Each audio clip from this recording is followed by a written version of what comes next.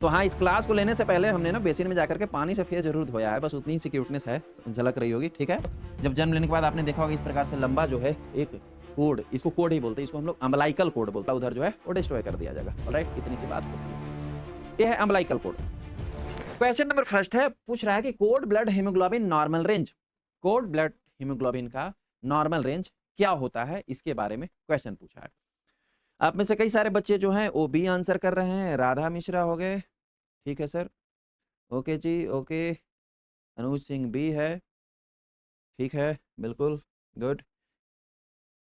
एक लड़का कौन मेरी इतनी तारीफ कर रहा है भाई? Mahendra Swami, you are looking very cute sir. अरे हम कब से क्यूट हो गए भाई, हम तो बस ऐसे ही, अरे हम तो फेस वॉश भी नहीं करते, सुबह नहा करके जो साबुन लगा करके आया दिन भर वही। अभी हाँ, इस क्लास को लेने से पहले इतना काम कंप्यूटर पे मेरा हो गया था ना, स्टाफ लोग की अभी हायरिंग कंप्लीट हुई नहीं है, तो मुझे बहुत वर्कलोड पड़ रहा है। हालांकि उम्मीद है इस सप्ताह में सारे कंप्लीट हो जाएंगे। अब मतलब रिज्यूमी फिल्टर आउट हो चुका है मोस्ट ऑफ, और उम्मीद है कि सारे रिक्रूटमेंट फाइनल हो जाएगा इस वीक में। तो हाँ, इस क्लास को लेने से पहले हमने ना बेसिन में जाकर के पानी से फेस ज़रूर धोया है, बस उतनी सी क्यूटनेस है, झलक रही होगी, ठीक है? और कोई हमारे पास कोई फेशियल क्रीम नहीं है, ठीक है गुरु?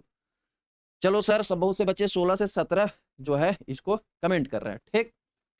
अब जो है मैं आपको थोड़ा-सा कोड ब्लड के बारे में बात करना चाहूँगा। किसके बारे में सर? कोड ब्लड के बारे में बात करना चाहूँगा। कि ये कोड ब्लड होता क्या है सर? देखो एक्चुअल में ना कोई भी बेबी जब जन्म लेता है, मैं यहाँ पिक लगाया हुआ हूँ। किधर गया भाई?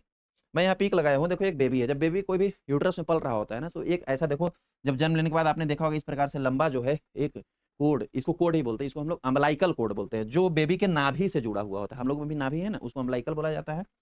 किससे जुड़ा होता है सर? अम्बिलाइकल से, अम्बिलाइकस बोलते हैं नाभि को, और इससे जो जुड़ा हुआ एक कोड है इस तरीके से लंबा सांप जैसा, इसको बोलते हैं अम्बिलाइकल कोड। क्या बोलते हैं सर? अम्बिलाइकल कोड। एक्चुअल में अम्बिलाइकल कोड जो है वो मदर के प्लेसेंटा से जुड़ा हुआ होता है। होता क्या है कि बेबी को जो भी न्यूट्रिशन सप्लाई होता है बाय द प्लेसेंटा, तो इस अम्बिलाइकल कोड के थ्रू जो है बेबी तक पहुंचता है, ठीक? अब ये अम्बिलाइकल कोड कहाँ से जुड़ा हुआ है सर? मदर से जुड़ा हुआ है, ठीक?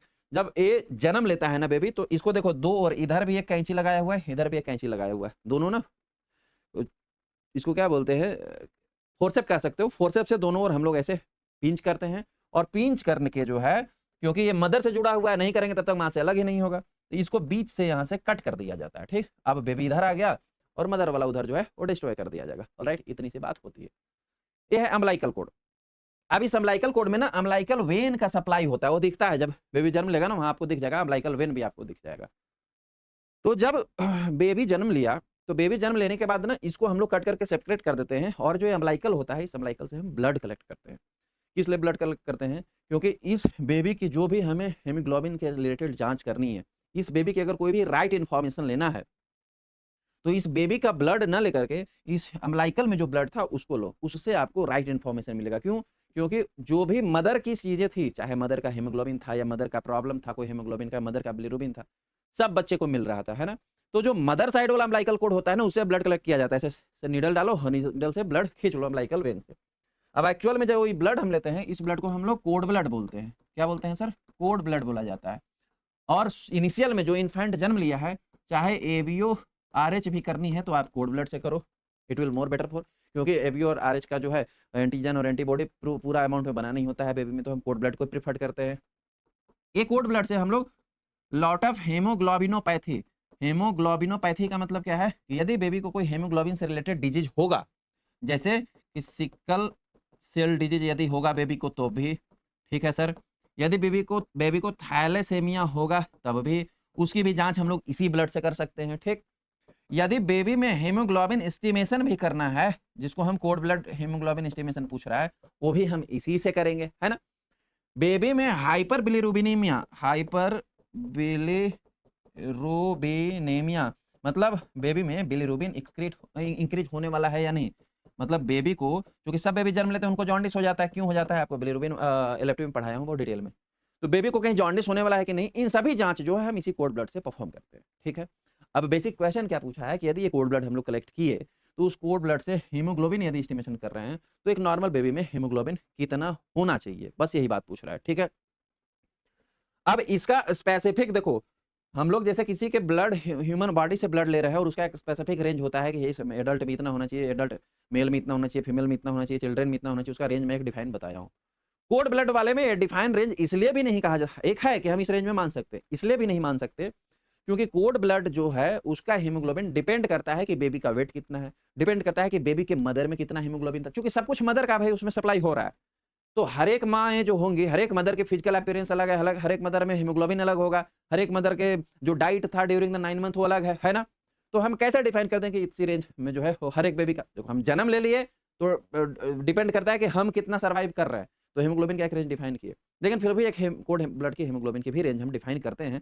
लेकिन मैंने एक रिसर्च का आपको जो है वो पीपीटी लगाया हुआ है। एक रिसर्च किया गया, उस रिसर्च में क्या किया गया कि 7 3 10 3 13 5 18 ये 8 हाथ में 1 2 2 4 और 6 10 3 13 3 16 और 1 17 लगभग 178 लोगों के बच्चों का जो है वो कोड ब्लड एस्टिमेशन किया गया, जो जन्म लिए जनरली बच्चे उनका एक एवरेज यहाँ शो किया गया।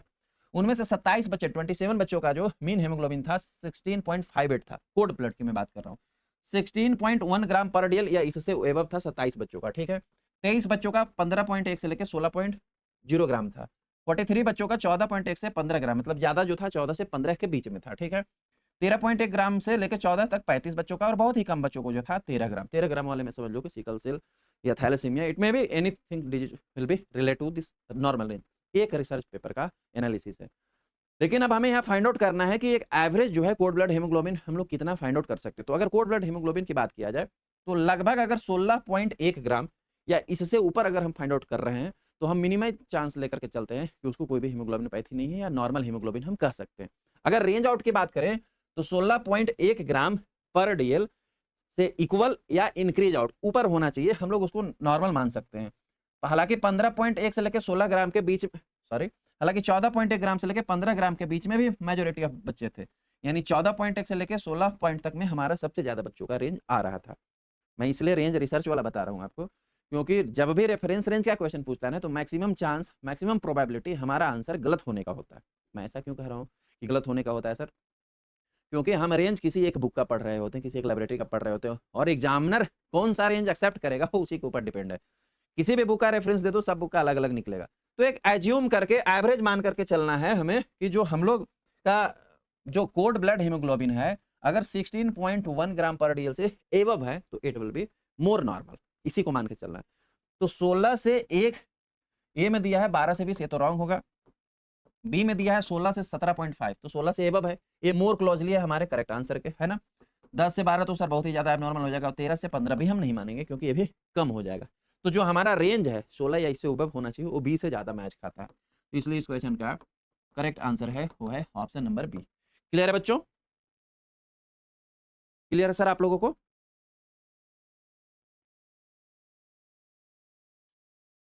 ओके जी, क्या सुनी लिखते हो भैया, ये तो चीटिंग है। फिर क्या चीटिंग हो गया भाई तुम्हारे साथ?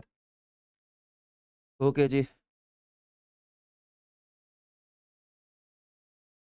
एक बच्चा अमिता गुप्ता लिखती है सर सिरिंज से अम्लाइकल कोड से ब्लड कलेक्ट कर सकते हैं क्या? क्यों नहीं कर सकते हैं?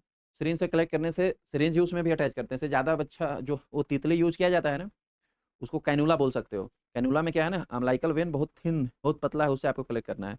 तो बेटर हम प्रिफर करते हैं कि उसमें ना नीडल बहुत पतला होता है, उसको यूज करो और उससे जो है ब्लड इजिली आपको कलेक्ट हो जाएगा। ठीक है सर?